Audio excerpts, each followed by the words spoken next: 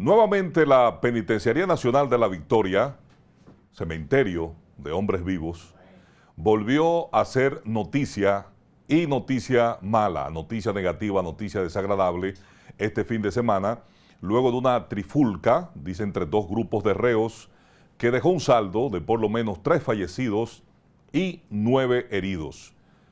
Fallecidos y heridos de balas, de machetazos y de puñaladas. Fue todo un caos, ¿verdad? Imagínense la gente que tiene familiares allí guardando prisión en medio de lo que ocurrió anoche. Dicen los familiares que fue alrededor de pasadas las 10 de la noche. Las autoridades dan cuenta que fue alrededor de la 1 de la mañana cuando se originó la trifulca. Y uno se pregunta, ¿verdad? En medio de todo lo que se ha vivido, las historias, los conatos de pleitos, los pleitos, las trifulcas, las muertes, las heridas que han ocurrido en La Victoria y en otros centros penitenciarios del país. ¿Cómo es? Y es una pregunta tonta, pero todas nos las hacemos, ¿verdad? ¿Cómo es que se introducen armas de fuego a las cárceles? ¿Cómo es que un privado de libertad, como le llaman ahora, ¿verdad?, un preso, puede tener en su poder 2 pistolas, 2 armas de fuego y cargadores para esas pistolas?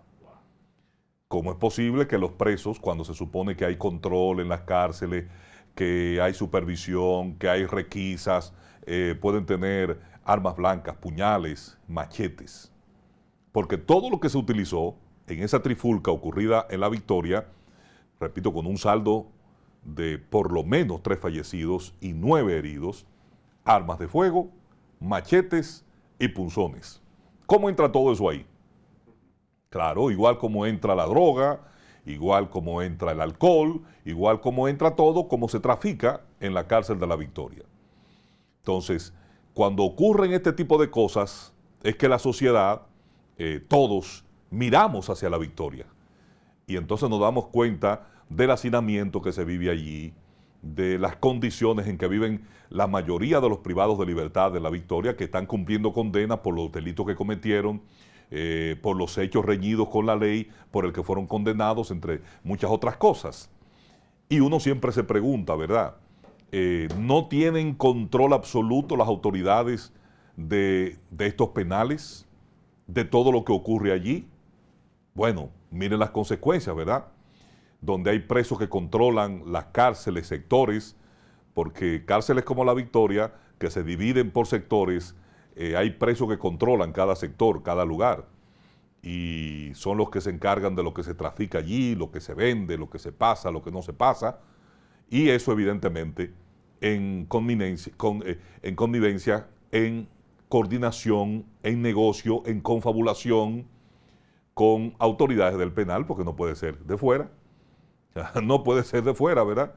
Si cuando un familiar lleva comida a sus familiares que están guardando prisión, les revisan hasta los pensamientos. Si cuando uno va a visitar a alguien o va a cualquier labor social en uno de los penales, les revisan hasta el alma, ¿sí? Así mismo. Entonces, ¿cómo se pasa una pistola, un arma de fuego, a una prisión? Bueno, vamos a ver esta historia preparada por el equipo de N Noticias sobre lo que pasó en el penal de La Victoria este fin de semana. La Policía Nacional informó este lunes que está en manos de la Dirección General de Prisiones la investigación respecto al enfrentamiento entre bandas por el supuesto control de puntos de droga dentro del recinto penitenciario de La Victoria y que dejó a 3 internos muertos y otros 9 heridos. En manos de la entidad adscrita a la Procuraduría General de la República está explicar las reales causas del motín y por qué vía ingresaron al penal las armas que portaban los reos. Esta es una investigación que se encuentra en desarrollo bajo la dirección del Ministerio Público y las autoridades correspondientes, en este caso que es el personal de prisiones de la Dirección General de Prisiones, para establecer responsabilidades en cuanto a las circunstancias, por la que esta arma fue entrada, por la cual la usaban los internos de este recinto penitenciario. Mientras que una tensa calma se observó este lunes en el recinto penitenciario. Familiares de los reclusos involucrados en la trifulca acudieron temprano en búsqueda de noticias sobre sus seres queridos, mientras otros, como de costumbre, fueron a llevarle comida a sus parientes. Los fallecidos en el enfrentamiento originado en las áreas del patio 1 y 2 fueron identificados como Juan Nicolás Ovalles Ferrán, alias El Mello, de 30 años de edad, Pedro Luis Moreno Díaz, de 31, y Rafael Batista, alias Rasputín, de 35 años, quienes estaban condenados o acusados por porte de arma ilegal y tráfico de drogas. Rosalba Escalante, EN Televisión. Una verdadera tragedia, ¿no? Una verdadera tragedia. Hoy, precisamente, fueron sepultados los restos de Rafael Batista, alias Rasputín, uno de los 3 reos muertos en esta trifulca ocurrida en el penal de La Victoria, y es el reo que le envía una nota de audio a sus familiares donde él señala que un reo apodado el Cangrejo, parece que es el que tiene el control o ejerce el control o se disputa el control en ese sector de la cárcel de La Victoria, fue quien le dio 2 tiros y le provocó la muerte. Así que Cangrejo es el que controla ahí, y ese audio se hizo viral con las últimas palabras de Rafael Batista, apodado Rasputín, donde él dice que le dieron 2 tiros, que fue Cangrejo que le disparó y que se estaba muriendo. Y entonces pide que cuiden de su mamá y de sus hijos. Vamos a ver lo que dice la madre del señor Rafael Batista, el reclamo que hacen los familiares en medio del velatorio de su pariente y la exigencia a las autoridades para que se aclare qué fue lo que pasó allí, porque hasta ahora las autoridades no han sabido explicar bien y con lujo de detalle qué fue lo que ocurrió allí. Vamos a ver. Le dio 3 tiros a mi hijo, le dio un machetazo en la cabeza. ¿Cómo un preso puede tener armas de fuego en la cárcel de La Victoria? A donde uno va a llevar un chin de comida, registran a uno, le bajan todo a uno, le ponen perro para hueler la comida. Bueno, es una madre, es así, puede ser el delincuente más grande del mundo, pero es un ser humano y es su hijo. Entonces, las autoridades, dice el vocero de la policía, Diego Pesqueira, que las autoridades penitenciarias están encargadas de la investigación y esperemos que ofrezcan un reporte con lo que ocurrió allí, con los detalles, ¿verdad? Pero no solamente con lo que ocurrió, sino también una investigación. Cómo entraron esas armas de fuego a la cárcel. Todos sabemos o sospechamos, ¿verdad? Pero no es solamente el cómo, sino también quiénes. Quiénes controlan, quiénes permiten ese tráfico, quiénes controlan el negocio, los negocios que se da a lo interno de la penitenciaría y de una cárcel como La Victoria, que repetimos, desde que la inauguró el jefe, Rafael Leónidas Trujillo, se convirtió en un cementerio de hombres vivos.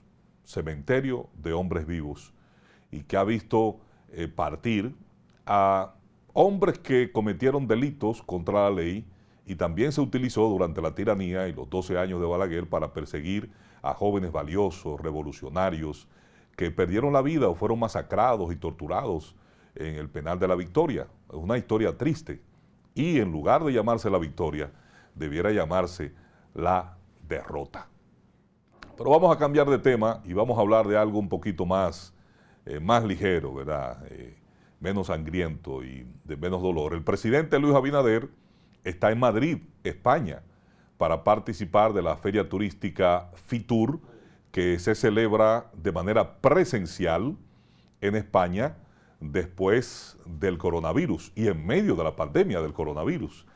Porque, bueno, el primer caso de coronavirus, cuando comenzó a salir los casos de coronavirus, estábamos nosotros precisamente en Fitur, en Madrid, con la delegación dominicana, cubriendo la feria turística de Fitur, y ya entonces en China se habían reportado los primeros casos, y en España ya estaban llegando los primeros casos, se habían detectado los primeros casos de la pandemia del coronavirus.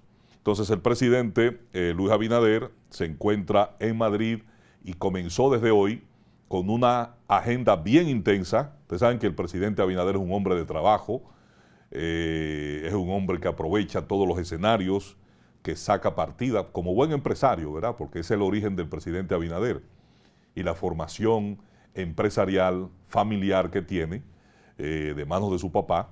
Pues evidentemente el presidente es un hombre que tiene genes de trabajar mucho. Entonces comenzó con su agenda bien temprano con un desayuno en la Embajada Dominicana en Madrid. Ahí está el embajador Juan Bolívar Díaz. Ese fue su premio como participante de la campaña política y parte también del trabajo de la Marcha Verde.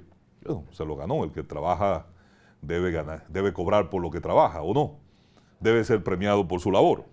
Entonces ahí está el presidente Abinader en este desayuno que se realizó en la Embajada de Madrid, de España, de República Dominicana en España, en Madrid, y ahí estuvo compartiendo el mandatario. En la feria turística de Fitur participan 107 países y alrededor de 7,000 empresas. Es la edición número 42 y se va a estar desarrollando del 19 al 23 de enero. El presidente va a estar en la capital española hasta el viernes 21, cuando está previsto su regreso a la República Dominicana. En Madrid, el presidente dominicano sostendrá encuentro con su majestad Felipe VI, rey de España, así como con el presidente del gobierno español, Pedro Sánchez. También tendrá una reunión con el alcalde de Madrid, José Luis Martínez Almeida. El presidente Abinader, luego de este desayuno en la Embajada Dominicana en Madrid, participó también de la presentación de la Alianza Estratégica para el Crecimiento Económico Inclusivo y Sostenible de Turismo en República Dominicana y Jamaica, del Banco Popular, el Grupo Piñero y el BID, con un financiamiento de $200 millones. Entonces, este lunes el presidente también se reuniría con dirigentes del PRM, de las diferentes seccionales de Europa, y en los siguientes días va a agotar una amplia agenda que incluye, entre otras actividades, encuentros con autoridades españolas, empresarios dominicanos radicados en España y con autoridades bancarias dominicanas que participan en Fitur. A propósito de Fitur, el ministro de Turismo, David Collado, anunció este lunes que por primera vez la Organización Mundial del Turismo ofrecerá un desayuno solo con inversionistas extranjeros, con los que abrirá las puertas a la República Dominicana, a este gran mercado de la Organización Mundial de Turismo. Y ahí se va a reunir el país con los principales actores turísticos a nivel mundial. En el marco de ese desayuno, el empresario Frank Rainieri va a presentar una inversión de más de $200 millones en Miches, que es el destino que se está impulsando y que según el ministro de Turismo va muy bien. Expresó que con ese destino las inversiones superan los $1.500 millones, de los que concretarán unos 600 millones solo en Miches. El ministro de Turismo dijo que además de Miches, la provincia de Pedernales también será presentada como destino de interés del país. Vamos a la pausa. En breve estaremos conversando con el doctor Marino Elseviv. Ya volvemos.